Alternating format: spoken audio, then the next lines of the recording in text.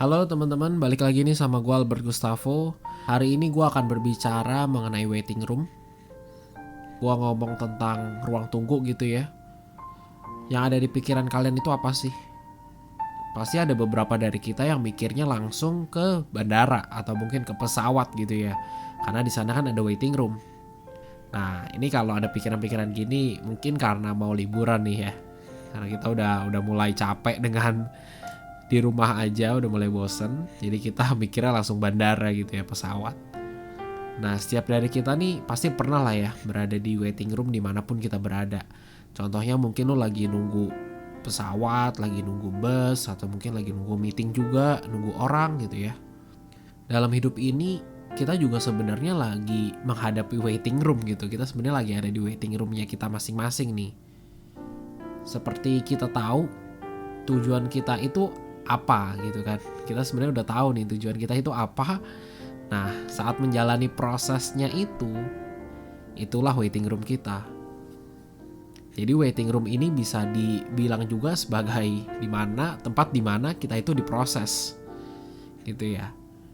Nah, kayak Yesus aja nih. Yesus dari dia dilahirkan gitu kan sampai dengan umur 30 kan bekerja sebagai tukang kayu. Nah, barulah dia melakukan mujizat pertamanya ya teman-teman ya. Nah, gue juga kadang bingung sih kayak Tuhan 100%, manusia juga 100% gitu ya, Yesus ini kan.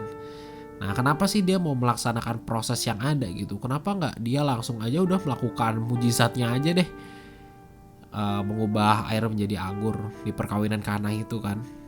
Kenapa gitu? Kenapa enggak? Nah, di sini gue bisa pelajarin bahwa seorang Tuhan aja gitu ya, mungkin ya Tuhan aja mau melaksanakan proses yang ada loh. Nah, kita sebagai manusia kenapa kita sering ngoceh-ngoceh ketika melaksanakan proses yang ada gitu? Kenapa kita harus menggerutu gitu, bisa dibilang menggerutu di saat kita menghadapi sesuatu yang mungkin sedikit berat atau mungkin juga berat gitu ya di saat kita diproses ini.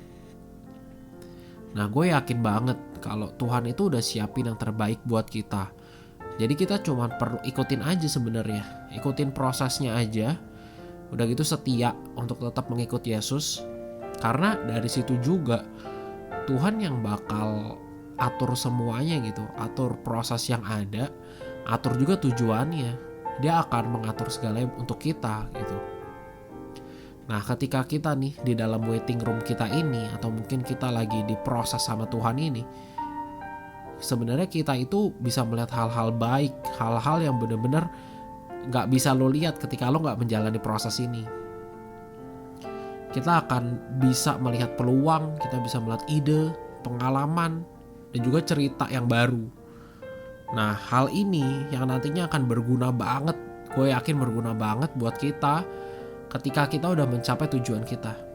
Ketika kita udah ada di titik akhir gitu ya. Nah, kita langsung tahu nih, oh ternyata gue diproses sebelumnya itu untuk ini loh. Kayak kita mungkin bisa aja kita mau menjadi seorang pebisnis gitu ya, seorang bos lah katakan.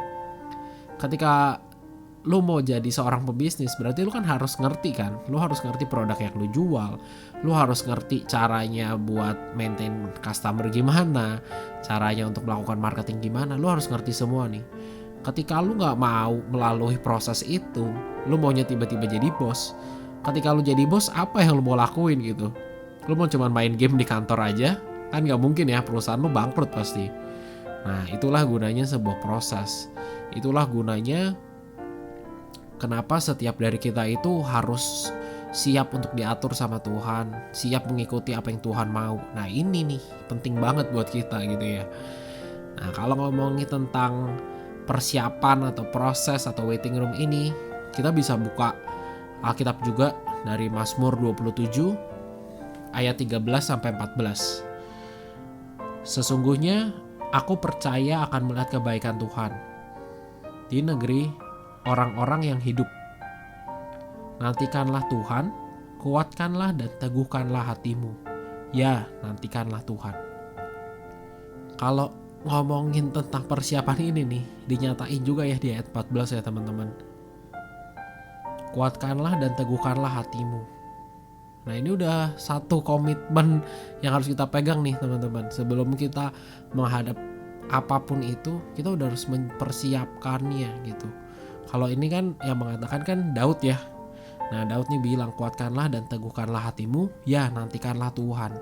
Sebelum dia ketemu, maksudnya sebelum dia perjumpaan dengan Tuhan ini, dia bilang kalau kuatkanlah dan teguhkanlah hatimu. Kalau nggak ada persiapannya, buat apa gitu? Kalau kita nggak mau menjalani prosesnya, ya pas di tujuan akhir buat apa gitu? Karena kita nggak tahu prosesnya gimana kan. Nah, gue mau ingetin nih teman-teman. Kalau untuk setiap kita yang udah denger podcast ini, untuk lu semua harus sadar kalau Tuhan itu udah siapin yang terbaik buat lu. Tuhan itu udah aturin semua buat lu. Lu cuman perlu jalanin apa yang Tuhan mau aja. That's it, cukup banget gitu ya. Nah, kebanyakan dari kita nih gak mau diatur sama Tuhan. Maunya berjalan sesuai dengan keinginan kita sendiri. Di situ juga awal dari kehancuran hidup kita kalau kita berjalan sendiri gitu ya. Karena kita gak bisa melihat janji-janji Tuhan. Kita gak bisa melihat apa yang Tuhan udah siapin sebenarnya untuk kita. Nah teman-teman, gue kira gitu aja ya untuk podcast hari ini, untuk daily devotion hari ini.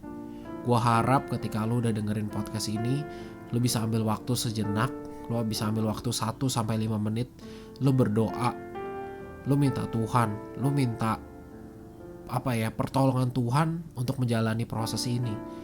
Ketika lu mungkin lagi di masa sulit sekarang ini, lu berdoa sama Tuhan, lu nyatain kalau Tuhan mau proses lu, itu pasti keren banget sebenarnya. Tapi terkadang pikiran dari kita aja yang membuat itu sulit gitu ya. Padahal sebenarnya simpel.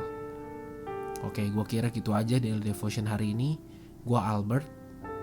Bye.